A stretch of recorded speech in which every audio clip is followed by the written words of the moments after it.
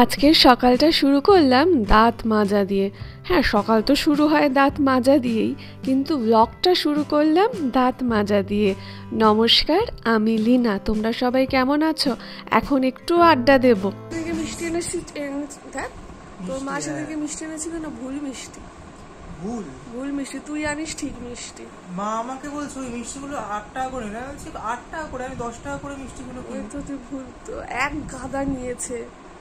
ভাব, কেক টাইপের মিষ্টি নিয়ে গেছে। হ্যাঁ, অনেকগুলো নিয়ে গেছে। আমার মা বাবা খেয়েছে, ওনাদের ভালো লেগেছে।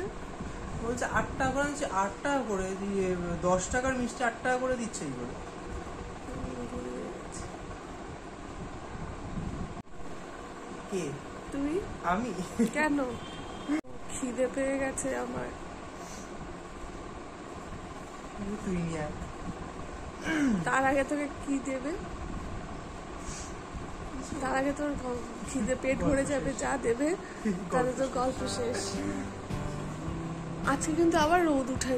রিজুর সাথে গল্প করতে করতে একটু বাইরে বেরালাম। এখানে এখনো অনেক ফাঁকা জায়গা আছে, গাছপালা আছে, পুকুর আছে, কিন্তু কতদিন থাকবে তা জানি না। এই দেখো, এটা হচ্ছে শাশুড়ি মায়ের দাঁত। আমার দুই মায়েরই দাঁত অল্প অল্প করে পড়ে যাচ্ছে।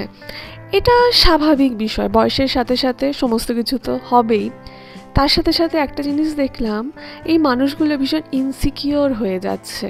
যখন খেতে বসি তখন শাশুড়ি মা বলেন, আমার না খেতে দেরি হবে, তোমরা উঠে যাও। বারবার বলেন। আমরা বলি যে দেরি হোক না, অসুবিধার কি আছে। এর থেকে কি বোঝা যায় জানো তো? প্রত্যেকটা বয়সের নিজস্ব একটা ইনসিকিউরিটি থাকে। তখন মনে হয় মানে পরিবারই তো তোমাকে, তোমার ত্রুটিকে স্ট্রেংথে কনভার্ট করবে। পরিবারের প্রয়োজন। আমাদের ভারতীয় পরিবার, পারিবারিক যে সভ্যতা ছিল সেটার গুরুত্ব এখন বোঝা যায়। এখন তো আমরা সব ছোট ছোট পরিবার। এখন কিন্তু দেখবে মন খারাপের পরিমাণ আমাদের অনেক বেড়ে গেছে। আগে অনেক ভাই বোন থাকতো, রাগারাগি মারপিট হলে মন খারাপগুলো কমেও যেত। এখন কিন্তু সেই সমস্তটা হচ্ছে না। আমরা অনেক বেশি হিংস্র হয়ে যাচ্ছি, সত্যিকারেরই তাই। আগে খেয়াল করবে, যখন ইন্টারনেটের অ্যাক্সেস আমরা পেলাম তখন কিন্তু 1 জিবিতে আমরা 1 মাস চালাতে পারতাম। এখন আনলিমিটেড হওয়ার পরেও যেন চলে না।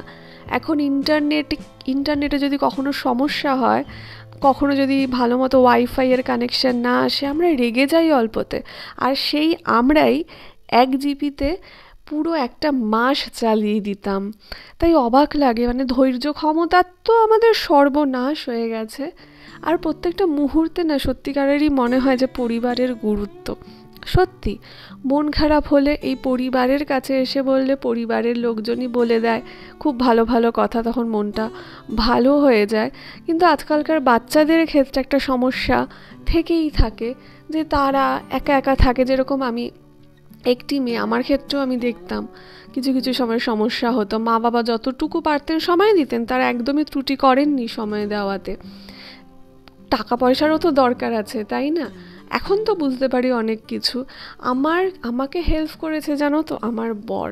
ছোট বয়সেই তো এই মানুষটার সাথে দেখা হয়েছিল, তাই খুব হেল্প হয়েছে। এই মানুষটা আমাকে যে পরিমাণ স্ট্রেংথ দিয়েছে, আমি নারী অধিকার বুঝেছি এই মানুষটার কাছ থেকেই। আমি বুঝতে শিখেছি যে নারীদের ইন্ডিপেন্ডেন্ট হওয়াটা কতটা দরকার। আর আধুনিক মনস্কতা সম্পন্ন এক ব্যক্তি আমার স্বামী। সে সব সময় আমাকে কুসংস্কারের মানসিকতার থেকে প্রত্যেকটা মুহূর্তে দূরে সরিয়ে রেখেছে। আর আমি মোটেও এই ধরনের মানুষ ছিলাম না। আমি অনেক বেশি মানে ডিপেন্ডেন্ট মানুষ ছিলাম। সেই মানুষটা আজকে আমি সত্যিকারেরই, এরকম মানুষের সংস্পর্শে থাকলে মানুষ ইন্ডিপেন্ডেন্ট হয়ে যায়। হ্যাঁ, ভালো সঙ্গীরও দরকার, পরিবারের সদস্যদের সান্নিধ্যও দরকার। এগুলো ছাড়া আমরা না চলতে পারবো না, আমরা একা বাঁচতে পারি না। এই যে আমাদের কিন্তু এখন ব্রেকফাস্ট হবে, আর এগুলো হচ্ছে দুপুরের খাবার দাবার। লোটে মাছ হয়েছিল, ডাল আর একটা ভাজা। আমরা আজকে খাবো কচুরি, আর আমার বর খাবে নানপুরি, আর শাশুড়ি মা খাবেন ছাতু। ওনার এটা প্রিয় খাবার, তাই ছাতু কলা এই সমস্ত খাবে। আমরা বসে পড়লাম, দিদি আসবে আজকে সন্ধ্যাবেলায়, হই হুল্লোড় করে কাটাবো কিছুটা মুহূর্ত। ভালোই লাগে, দেখবে মানুষের সাথে যখন অনেক বেশি কথাবার্তা হয় তখন শরীর খারাপটাও কোথাও গিয়ে কমে যায়। আর হ্যাঁ, যাদের বাড়িতে মা বাবা আছে, মা বাবার বয়স হচ্ছে, তাদের বয়স অনুযায়ী কিন্তু তাদের সাথে ব্যবহার করতে হবে। তারা আমাদের মতো এখন কিন্তু অ্যাকশন করতে পারবে না, তারা চাইলেই এখন পট করে একটা জিনিস দৌড়ে গিয়ে নিয়ে আসতে পারবে না, এটা স্বাভাবিক বিষয়। তখন মাথায় রাখতে হবে তাদের বয়সটা আর আমাদের বয়সটা সেম নয়, আমাদের সাথে গুলিয়ে ফেললে কিন্তু একদমই চলবে না।